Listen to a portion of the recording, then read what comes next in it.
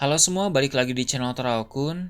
Sebelum pembahasannya dimulai, silahkan klik tombol subscribe dan aktifkan lonceng notifikasinya supaya kalian gak ketinggalan info dan teori terbaru seputar One Piece. Buat kalian yang mau informasi tambahan soal SBS atau databook, kalian bisa follow Instagram Teraokun. Di sana admin akan memposting soal SBS, databook, dan berbagai teori singkat. Sekarang lanjut ke pembahasan.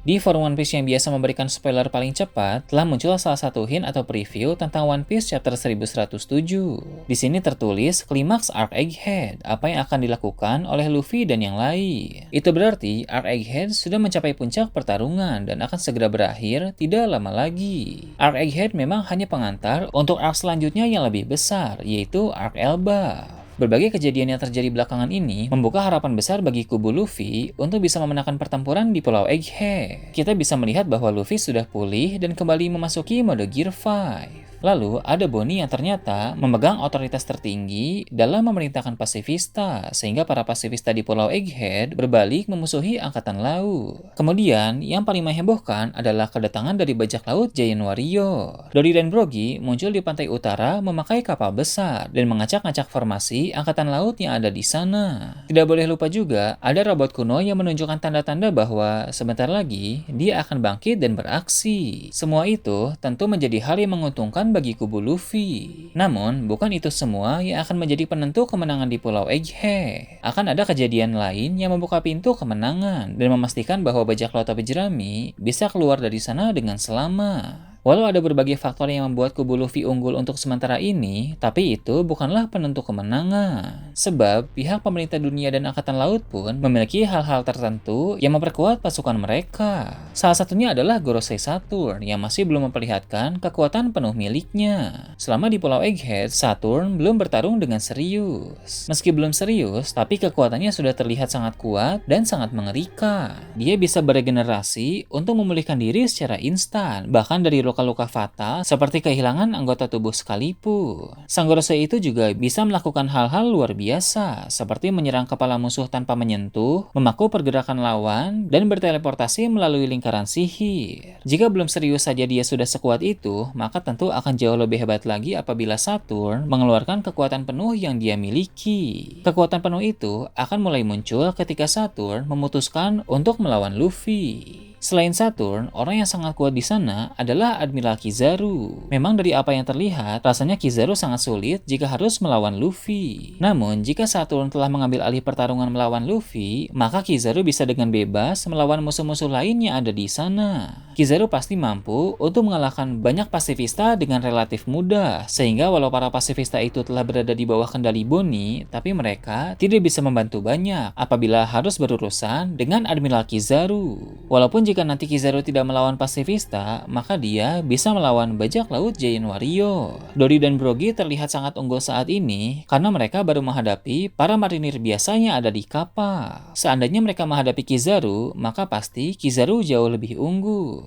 Sekuat-kuatnya dua raksasa Elbaf itu, mereka akan kesulitan untuk menangani kekuatan dan kecepatan yang dimiliki oleh Admiral itu.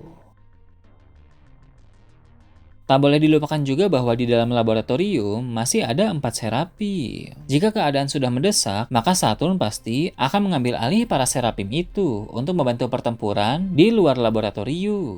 Gorosei tetaplah pemegang otoritas tertinggi dalam memerintahkan para Serapim. Bonnie hanya memegang otoritas tertinggi dalam memerintahkan pasifista model Kuma saja, karena Vegapunk melakukan itu dengan dasar agar pasifista dengan wujud Kuma akan selalu ada untuk Bonnie dan tidak menyakiti gadis itu. Ditambah lagi, Serapim adalah proyek besar dari pemerintah dunia untuk menggantikan si Chibukai. Jadi, pengawasan dalam pembuatan Serapim tentu sangat ketat, sehingga Vegapunk tidak bisa melakukan sabotase. Maka dari itu, Saturn bisa memanfaatkan para Serapim pada saat yang diperlukan nanti. Untuk Snake, mungkin dia akan berada di kubu Luffy, karena pengaruh Line Edge Factor dari buah Hancock. Namun, 3 Serapim lain akan tetap berada di pihak Saturn. Saturn juga bisa memanggil bantuan, baik dari pemerintah dunia maupun angkatan laut. Bantuan pasti akan dikirim dengan cepat dan maksimal, mengingat permintaan tersebut berasal dari seorang Gorosei yang sedang bertempur. Maka dari itu, kekuatan pihak pemerintah dunia dan angkatan laut di Pulau Egghead tetap sangat besar. Berbagai kejadian baru-baru ini belum cukup untuk menjadi penentu kemenangan kubu Luffy.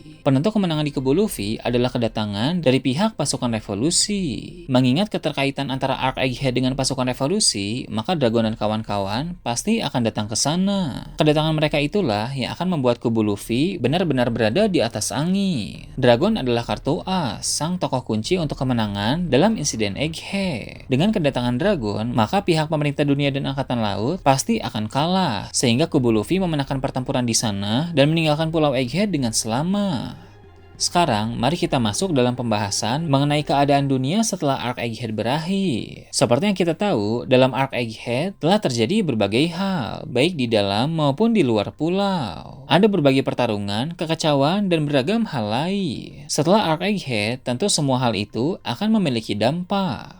Pertama, bajak laut topi jerami akan semakin kuat karena bersekutu dengan kerajaan Elbaf dan pasukan revolusi. Sedangkan bajak laut Kurohige kehilangan salah satu anggota terkuat dalam kelompok tersebut. Orang itu adalah Kuza. Dari gelagat Kuzan yang membekukan Garp di Pulau Beehive menjadi indikasi bahwa sebenarnya dia mencoba membantu Garp di Pulau Beehive. Hanya saja, bantuan tidak boleh dilakukan secara terang-terangan, melainkan harus terselubung. Pada bagian akhir pertarungan di sana, Garp tertusuk bilah es besar dan tubuhnya mulai membeku.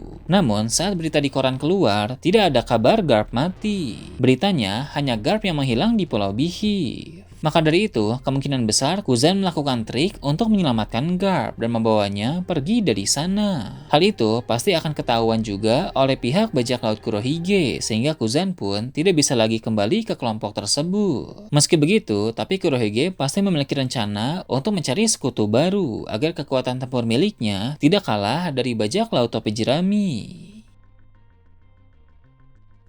Kemudian, pihak pemerintah dunia sedikit melemah akibat kekalahan dari Saturn. Namun, hal itu menjadi pemicu bagi para Gorosei lain dan kesatria suci untuk mulai bergerak secara agresif. Dengan begitu, mereka akan lebih sering turun langsung menangani masalah-masalah yang dianggap serius. Dunia pun mulai memasuki babak baru di mana pertempuran terus terjadi secara masif, sehingga menghasilkan keadaan yang kacau dan tidak terkendali. Dalam situasi tersebut, senjata kuno akan mulai dilibatkan. Momonosuke akan memutuskan bahwa sudah waktunya untuk membuka Wano Kuni, sehingga Pluton yang berada di bawah negeri itu akan dikeluarkan. Shirahoshi pun akan menguasai kekuatan Poseidon secara maksimal, sehingga dia bisa menggunakan kemampuan pengendalian Seeking dengan semakin baik. Dulu, Im Sama pernah mengindikasikan bahwa dia mengincar Shirahoshi untuk dibunuh. Hal tersebut terlihat dari foto Shirahoshi yang ditusuk oleh pedang. Namun, dengan kekuatan Poseidon, tentu Shirahoshi menjadi sangat kuat dan bisa melindungi dirinya dari orang-orang yang mungkin akan dikirim oleh Im Sama.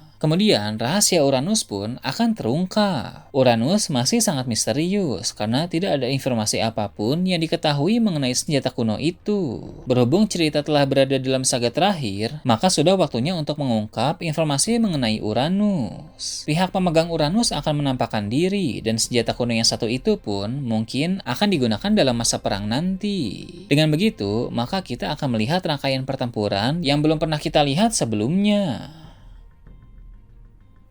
Nah, itu tadi berbagai hal menarik pada chapter 1107. Gimana menurut kalian? Silahkan tulis di kolom komentar di bawah. Oke, segitu aja untuk pembahasan kali ini. Jangan lupa like, share, dan subscribe untuk video menarik selanjutnya. Gue Toraukun, Shambles.